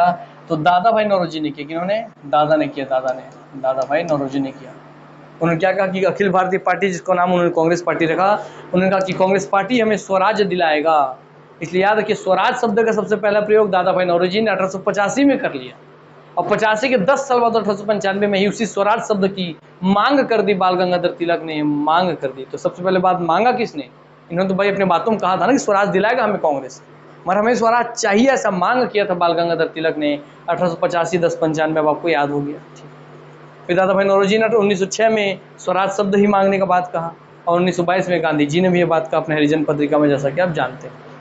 फिर प्रत्यक्ष रूप में मानवेंद्र नाथ रॉय जी ने जब संविधान शब्द बोल करके मांगा, तो उसमें थे दोस्तों आपके मानवेंद्र नाथ रॉय जी। फिर 1935 में कांग्रेस पार्टी, और दोस्तों 1938 में पंडित जवाहरलाल नेहरू।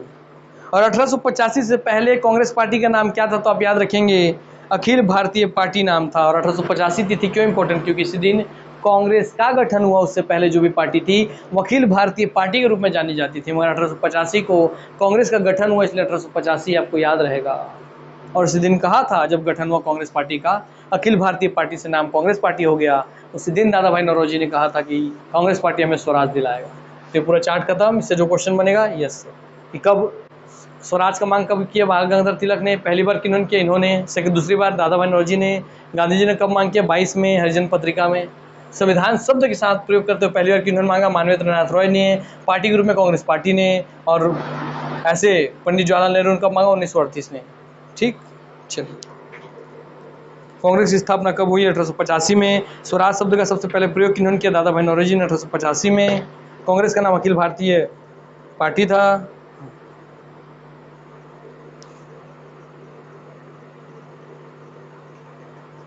तो मानवेंद्र नाथ रॉय जी के साथ बोलता है कि फर्स्ट आइडिया किसका था, संविधान सभा मांगने का फर्स्ट आइडिया, फर्स्ट विचार किनका था, तो आप बोलेंगे मानवेंद्र नाथ रॉय जी का।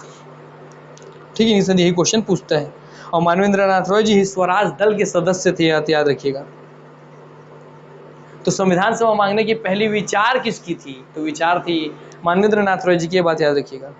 संविधान सभा की मांग करने वाले मानवेंद्र नाथ रॉय किस दल के सदस्य थे, स्वराज दल के सदस्य थे। जितना सारा क्वेश्चन बना रहा हूं सब एग्जाम में आएगा, ध्यान से रखिए। पहली फर्स्ट औपचारिक मांग, ऑफिशियल मांग, ऑफिशियल मांग, पहली बार किसी मंच पर किसी ऑफिशियल में किसी उस पर लिख करके ऑफिशियल मांग किन्होंने की, तो फर्स्ट ऑफिशियल मांग, औपचारिक मांग संविधान सभा की थी कांग्रेस पार्टी ने, ये बात। तो संविधान सभा की दूसरी मांग थी ये। और औपचारिक मांग अगर बोले तो औपचारिक में, औपचारिक बोले तो फर्स्ट, औपचारिक ऑफिशियल, तो इसमें आपका औपचारिक शब्द अगर जोड़ेगा तो फर्स्ट हो जाएगा, नहीं तो ऐसे में सेकंड नंबर पे है ये। और संविधान सभा की संप्रभु संविधान सभा की मांग किसने की, तो बोले अगर सबसे पहली बार संप्रभु, फर्स्ट टाइम संप्रभु संविधान सभा की मांग किसने की, तो पंडित जवाहरलाल नेहरू ने। और नॉर्मली ऐसे में तीसरे नंबर पे हम मांग करने वाले, तो इनके साथ संप्रभु जोड़ के याद रखिएगा, पंडित जवाहरलाल नेहरू के साथ, कांग्रेस पार्टी के साथ औपचारिक मांग याद रखिएगा, और एम एन रॉय के साथ फर्स्ट विचार याद रखिएगा। इन तीनों में ये अपने अपने विचार में पहले थे, ये आपके औपचारिक मांग में पहले थे दोस्तों। पंडित जवाहरलाल नेहरू जी संप्रभु संविधान के मांग में पहले थे, और ऐसे में फर्स्ट सेकंड थर्ड थे नॉर्मल वे में। ठीक, इससे बहुत सारे के क्वेश्चन आपको घुमा सकता है। और नेहरू जी के अनुसार संप्रभु क्या थी, अर्थात नेहरू जी के अनुसार संप्रभु का मतलब था कि इसमें वयस्क मताधिकार सम्मिलित हो, और दूसरा इसमें कोई भी विदेशी हस्तक्षेप ना रहे। अर्थात हम जो संविधान बनाए उसको वयस्क मताधिकार के आधार पर चयनित होकर के लोग आए बनाने के लिए, और दूसरा उसमें किसी भी विदेशी हस्तक्षेप, किसी अंग्रेज का हस्तक्षेप ना रहे। यही उनके लिए मान्य था संप्रभु संविधान का। उम्मीद करता हूँ कि आपको समझ में आ गया होगा। ठीक, आते हैं दूसरे हिस्से पे आपके। फिर भाई संविधान निर्माण के लिए, अब देखिए समय आगे सर वर्ल्ड वॉर का 1939 1945 तक चलने लग गया। तो 1939 में जैसे ही वर्ल्ड वॉर सेकंड चालू हो गया, तो अब हालत खराब होने लगी ब्रिटेन का, क्योंकि इधर जापान पूरा परेशान कर रहा है, उधर जर्मनी पूरा परेशान कर रहा है। तो अमेरिका बोला ये गधे ब्रिटेन, अब तेरा हिम्मत नहीं कि तू भारत में राज कर सके, भारत वाले तेरे को उड़ा देंगे, फेंक देंगे पूरा, और तो इधर से तू बाकी दुनिया में भी फंसा हुआ है, तो एक काम कर कि भारत को जल्दी से आज़ाद कर दे। इसने बोला, अमेरिका ने बात ही किया था। तो उसे आज़ाद करने के तहत ही जब ये बोला ब्रिटेन वाले को अमेरिका ने, और ब्रिटेन अमेरिका की बात क्यों मान रहा था, क्योंकि दोस्तों ब्रिटेन को सपोर्ट उस समय हथियार बेच के अमेरिका ही तो कर रहा था वर्ल्ड वॉर में, इसलिए मेरे से हथियार खरीद, मेरे को पैसा दे और जा तू लड़ाई करते रहे। इसीलिए तो अमेरिका रईस हो गया। और इसी जलन में तो कि अमेरिका ब्रिटेन को हथियार दे रहा है लड़ने के लिए, जापान ने अपने यहाँ से उड़ते हुए जा करके अमेरिका के पर्ल हार्बर में बम गिरा दिया, और उसी अमेरिका के पर्ल हार्बर में जापान ने बम गिराया। इसी जलन से तो फिर अमेरिका के वर्ल्ड वॉर में उतर गया। दूसरे वर्ल्ड वॉर में तो अमेरिका उतरा नहीं था, बाहर से रह के बस हथियार बेच रहा था। तो जैसे उसके यहाँ हमला कर दिया जापान ने पर्ल हार्बर में, तब अमेरिका ने जलन में आके 6 अगस्त और 9 अगस्त को हिरोशिमा नागासाकी में लिटिल मैन और fat boy, little boy fat man के नाम से आपके 2 परमाणु बम गिरा दिए। ठीक, तब ब्रिटेन बोला कि ठीक है भैया आप बोल रहे हो तो मैं देता हूँ भारत को संविधान। तो तभी ब्रिटेन ने सोचा, मजबूरी में फंस के, क्या मेरी हैसियत औकात नहीं है कि भारत को गुलाम बना के रख सकूँ, इसीलिए उसने सबसे पहले 1938 तक सब चल ही रहा था, तो उसने सोचा कि चलो भारत को संविधान देने के लिए थोड़ा हम लॉलीपॉप खिला देंगे। क्या उसने भाई सबसे पहले 1942 में क्रिप्स मिशन की स्थापना की, जिसके अध्यक्ष थे क्रिप्स मिशन। तो बोले संविधान निर्माण के लिए सबसे पहला मिशन कौन था, क्रिप्स मिशन था। इसके अध्यक्ष कौन थे, तो स्टेफर्ड क्रिप्स इसके अध्यक्ष थे। तो स्टेफर्ड क्रिप्स की अध्यक्षता में भारत में संविधान की बात करने के लिए इनको भेजा गया। तो पूछे पहला मिशन जो संविधान सभा के गठन के लिए ब्रिटेन से आया था वह कौन था, तो आप बोलेंगे क्रिप्स मिशन था वो। देखिए ऐसा क्वेश्चन बनता है। फर्स्ट दल या फर्स्ट मिशन जिसका नेतृत्व सर स्टेफर्ड क्रिप्स ने किया, वो था दोस्तों स्टेफर्ड क्रिप्स मिशन। संविधान सभा का गठन क्रिप्स मिशन के प्रावधानों के तहत, तो इसके प्रावधानों के तहत संविधान सभा का गठन हुआ क्या, तो इसके तहत संविधान सभा का गठन नहीं हुआ, क्योंकि इसको कांग्रेस और मुस्लिम लीग दोनों ने ही नकार दिया। इसको दोनों ही ने नकार दिया, कांग्रेस ने भी इसको नकार दिया, कांग्रेस ने भी इसको बोल दिया ना तेरा बात नहीं मानेंगे, मुस्लिम लीग ने भी इसको नकार दिया, क्योंकि ये दो बड़ी बड़ी पार्टियां थी सब भारत में। मुस्लिम लीग ने भी इसको नकार दिया कि ना तेरा बात नहीं मानेंगे। तो इसका क्या बात था जो कांग्रेस पार्टी ने नहीं माना, मुस्लिम लीग ने नहीं माना, तो लिख लीजिए। इसने ये दो प्रावधान लेकर के आया था। पहला प्रावधान था क्या इसका, इसका पहला प्रावधान था कि पूरे भारत के लिए, इसका फर्स्ट प्रावधान था कि पूरे भारत के लिए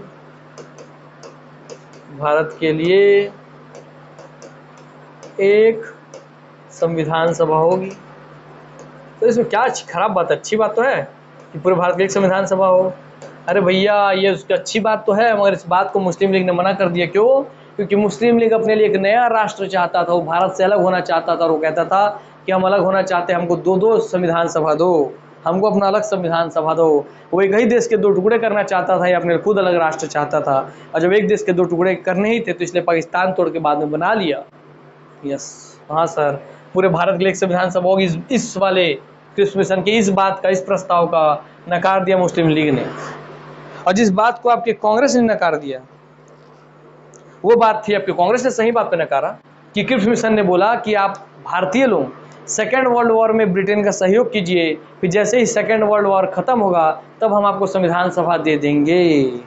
तो बोला कांग्रेस ने कि हम गधे दिख रहे हैं क्या, तुम ऐसे ही सेकेंड वर्ल्ड वॉर हार रहे हो, तो हारे हुए देश से हम क्या लेंगे, जो हार चुका वो हमको क्या देगा, जिसका सब चीज़ चला जाएगा वो हमको क्या देगा। तो अगर संविधान सभा देना है तो वर्ल्ड वॉर से पहले दो, उसके बाद वाला कोई बात नहीं है। तुम तो भैया तिथि बीत गया उसके बाद का चेक दे रहे हो, इसलिए इसको किसी ने पोस्ट डेटेड चेक, उत्तर दिनांकी चेक कहा गांधी जी ने। और इस बात पे नेहरू जी ने बोला कि तुम खुद वर्ल्ड वॉर में दिवालिया हो जाओगे, तुम हमको क्या संविधान सभा दोगे, तुम तो खुद दिवालिया हो जाओगे, इसलिए इसको दिवालिया वाला बैंक का चेक बोला। क्रिप्स मिशन को किसने, कांग्रेस ने। किस बात पे कहा, क्योंकि इसका सेकंड प्रावधान था कि आपको संविधान सभा सेकेंड वर्ल्ड वॉर के बाद दी जाएगी, द्वितीय विश्व युद्ध के बाद दी जाएगी। तो इसी बात पे कांग्रेस के इसी बात पे गांधी जी ने इसे कि मैंने तुम सब बर्बाद हो जाओगे तब तुम क्या दोगे, तो गांधी जी ने इसे कहा पोस्ट डेटेड चेक। तो पूछता है कि गांधी जी ने किस मिशन को पोस्ट डेटेड चेक कहा, तो क्रिप्स मिशन को पोस्ट डेटेड चेक कहा कि उत्तर दिनांकित चेक हो तुम, उत्तर दिनांकित चेक। जब तुम्हारी खुद की तिथि चली जाए, जो तिथि बीत गई है उस तिथि का तुम चेक दे रहे हो, तो तुम उत्तर दिनांकित चेक दे रहे हो जिसका कोई मतलब नहीं रह गया। और फिर नेहरू जी ने भी इस बात पे बोला कि तुम तो वर्ल्ड वॉर खुद ही हार रहे हो, तो तुम तो खुद दिवालिया हो जाओगे, इसलिए तुम एक दिवालिया वाला बैंक का चेक हमारे सामने रख रहे हो। तो दिवालिया वाला बैंक चेक कहा किन्होंने, नेहरू जी ने। किसे कहा, क्रिप्स मिशन को मेरे दोस्त। तो क्रिप्स मिशन से जुड़ा जितना भी क्वेश्चन आपसे बनेगा सारा आपको पूरा कहानी के माध्यम से आपके सामने मैं रख दिया हूँ, ठीक। इसीलिए इसका दोनों ने विरोध किया, इसलिए इसका क्रिप्स मिशन के तहत संविधान सभा का गठन नहीं हुआ। और ये ऐसे भी हमको डोमिनियन स्टेटस देने आए थे, तो ऐसे मना कर दिए। अब जैसे ही दोस्तों ये आए थे आपके भैया, कब हमारे स्टेफर्ड क्रिप्स मिशन जी आए थे, है ना, हाँ सर 42 में। अब इनकी हरकत देख करके भारत वालों को आ गया गुस्सा। अब भारत वालों ने इनके बाद 42 में ही 8 अगस्त 1942 को भारत छोड़ो आंदोलन तीव्र कर दिया, अंग्रेजों के नाक में दम कर दिया। अंग्रेजों ने डर के मारे पूरे बड़े बड़े नेताओं को गिरफ्तार करके जेल में डाल दिया, मगर फिर भी स्वतः स्फूर्त आंदोलन के रूप में, खुद से अपने आप को चलाने वाला आंदोलन के रूप में भारत छोड़ो आंदोलन बन के निकला, जिसमें कोई नेता का जरूरत नहीं था, हर जनता ही अपने आप में क्रांतिकारी बन गई। इसलिए 8 अगस्त 1942 को भारत छोड़ो आंदोलन का आह्वान किया क्विट इंडिया मूवमेंट का महात्मा गांधी जी ने। तो 9 अगस्त को सभी बड़े नेता गिरफ्तार हो गए, ठीक। तो उसका देखिए, जब इधर बहुत परेशान होने लगे अंग्रेज, कि इधर से हमको जर्मनी परेशान कर रहा है, इधर से जापान परेशान कर रहा है, इधर से भारत वाले परेशान कर रहा है, तो अरे भैया जल्दी इनको कंट्रोल करो। अमेरिका बोला क्या खिलवाड़ी खेल रहे हो तुम, जाओ उनको दो संविधान सभा। इसके तुरंत 4 साल बाद, जैसे जब वो 45वें वर्ल्ड वॉर खत्म हो गया, तो उसके तुरंत बाद 1942 446 1946 में है कौन, आपका कैबिनेट मिशन, जिसके बारे में आपको मैं लिखा चुका था कि 23 मार्च 1946 को आया था, 3-3-6 से करके याद करवाया था, और इसने मेरी रिपोर्ट सौंपी थी 16 मई 1946 को, है ना। यस, इसके 6 प्रावधान थे, 6 प्रावधान आपको सब लिखवा चुका हूँ। तो कैबिनेट मिशन के बारे में जानकारी आपको मैं दे चुका हूँ। तो क्रिप्स मिशन हो गया, फिर कैबिनेट मिशन हो गया, आप सब जान गए हैं, ठीक। तो चलिए, इसके बाद और कुछ जरूरी चीज़ होगा तो देखते हैं, बताएंगे, नहीं तो यही काम खत्म करते हैं, है ना।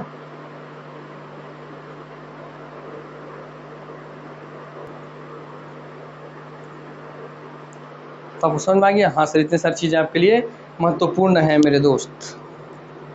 तो इसमें फिर आपको थोड़ा चैटिंग बनवा दूँ कि संविधान सभा जब बना, कैबिनेट मिशन के तहत संविधान सभा बन गया, तो कैबिनेट मिशन ने क्या बोलते हैं, एक संविधान सभा होगी, इसमें 389 सदस्य होंगे, उन सभी सदस्यों का निर्वाचन होगा, निर्वाचन वयस्क मताधिकार के अधिकार पे होगा, एकल संक्रमणीय मत पद्धति, अनुपातिक प्रतिनिधित्व प्रणाली, यही 6 चीज़ें थी कैबिनेट मिशन की। तो भाई आपके 389 सदस्य आ गए थे, उसको भी लिखवा देना सर। 389 सदस्य थे संविधान सभा में, जिसमें से 296 प्लस आपके 93 में तोड़ा गया, जिसमें 296 थे आपके ब्रिटिश प्रांत के, और दोस्तों ये थे आपके देसी रियासतों के, ब्रिटिश प्रांत को फिर तोड़ा गया किसमें, 292 प्लस आपके 4, जिसमें 4 थे आपके कमिश्नरी क्षेत्र के। हो गया पूरा वर्गीकरण खत्म। 292 4 96, 296 और 93 जोड़ेंगे तो आपका आ जाएगा भैया कितना, 389 सदस्य। ये बात खत्म हो गई। 389 सदस्यों का निर्वाचन होगा, निर्वाचन वयस्क मताधिकार के अधिकार पे होगा, एकल संक्रमणीय मत पद्धति से होगा। और दोस्तों उसके बाद क्या था कि अनुपातिक प्रतिनिधित्व प्रणाली, अर्थात कितने लाख लोगों पे, तो 10 लाख लोगों पे एक नेता खड़ा होगा, 10 लाख लोगों पर एक नेता खड़ा होगा। मान लीजिए आपके देश का जनसंख्या 100 लाख है, तो 10-10 के कितने हिस्से हैं सर इसमें, 100 लाख में 10-10 के 10 हिस्से हैं, तो यहाँ हर 10 लाख लोगों पे एक नेता, तो भैया यहाँ पे 10 नेता खड़े होंगे ना। यस सर, क्योंकि 1 दहम 10 तो 10 दहम 100, तो हाँ सर 100 लाख लोगों पे 10 नेता, क्योंकि इन्होंने अनुपात दिया था कि हर 10 लाख लोगों पे एक नेता खड़ा होगा। और जो निर्वाचन हो रहा था दोस्तों आपका, उसी में ही डॉक्टर भीमराव अम्बेडकर जी पश्चिम बंगाल से चयनित होकर के आए थे। ठीक, आइए मैं आपको फिर कुछ चीज़ें दिखा दे रहा हूँ। फर्स्ट मीटिंग संविधान सभा की बनने के बाद, कैबिनेट मिशन के तहत संविधान सभा बन गई है, तो उसके तहत पहला मीटिंग कब हुआ, तो लिखिए 9/6/1946 1946 को। तो 9/6/1946 9 जून 1946 को फर्स्ट मीटिंग हुई थी किसकी, संविधान सभा की। सर आप दिमाग बढ़ जाए इसलिए ऐसे लिखा रहा हूँ सर। उसके बाद आपका फर्स्ट अध्यक्ष कब चुना गया, ये तो मीटिंग थी, अब फर्स्ट सीटिंग है ना। हाँ, फर्स्ट सीटिंग हुई, फर्स्ट सीटिंग मान लूँगा, बैठे, बैठक कब हुई, तो भाई फर्स्ट सीटिंग माने बैठक हुई। ये तो सम्मेलन था, लोग मिले, सम्मेलन, पहली मीटिंग, पहला सम्मेलन हुआ या फर्स्ट बैठक हुई, तो यहाँ लोग मिले कब भैया, और डेट था आपको 9, उसके 6 महीने बाद 9/12/1946। इसी 9/12/1946 को फर्स्ट अस्थाई अध्यक्ष चुन लिया गया। किनको, डॉक्टर, किसके उम्र की वरीयता के आधार पर चुने, सबसे बुजुर्ग थे इसलिए डॉक्टर सच्चिदानंद सिन्हा को, सच्चिदानंद सिन्हा जी को 9 तारीख इनको चुने, 10 तारीख को दिन का देहावसान हो गया, 11 तारीख को फिर मीटिंग हुई, तब आपके पहली बार 11 तारीख को ही फर्स्ट स्थायी अध्यक्ष के रूप में डॉक्टर राजेंद्र प्रसाद जी को चुना गया। क्लियर हो गई बातें? यस। और स्थायी अध्यक्ष बोले तो ये लिखेंगे, और अगर बोल दे उपाध्यक्ष तो उसका पद लिख लीजिए। उपाध्यक्ष किसको बनाया गया, तो बनाया गया H.C. मुखर्जी जी को उपाध्यक्ष बनाया गया, संविधान सभा का उपाध्यक्ष, स्थायी उपाध्यक्ष। तो फर्स्ट उपाध्यक्ष कौन बने? एस.सी. मुखर्जी, हरीश चंद्र मुखर्जी जी। और दोस्तों फर्स्ट या बोलिए संवैधानिक सलाहकार किनको बनाया गया? तो संवैधानिक सलाहकार बनाया गया इनको, तो बोलेंगे आप B.N. राव जी को, बेनिगल नरसिंह राव जी को। यस। फिर से 11 के बाद सर एक दिन छोड़ के 12 के बाद एक दिन, 12 इसके फिर आगे 13 दिसंबर 12 ही महीने चल रहा था। हाँ सर, 1946 को पंडित जवाहरलाल नेहरू जी ने उद्देशिका का प्रस्ताव, उद्देशिका या उद्देश्य का प्रस्ताव पारित किया। हो गया? यस। जो आपका 22 दिसंबर को ही, 13 को पास किया, 13 के बाद फिर आपका 22 दिसंबर 1946 को ही जो पास हो गया। क्लियर हो गई बातें? यस सर, संविधान सभा द्वारा। और इस उद्देशिका का प्रस्ताव पास हुआ तभी उसके तहत ही, अभी सब ज्ञान के बाद आपको जो दिख रहा है, इसके तहत ही फिर विचार किया गया कि हम टोटल समिति बनाएंगे। कुल समिति हम 32 समिति बनाएंगे। कितनी समिति? कुल समिति होंगी 32। जैसा प्रारूप समिति सुने वैसे ही कुल 32 समितियां बनेंगी अलग अलग कार्य करने के लिए।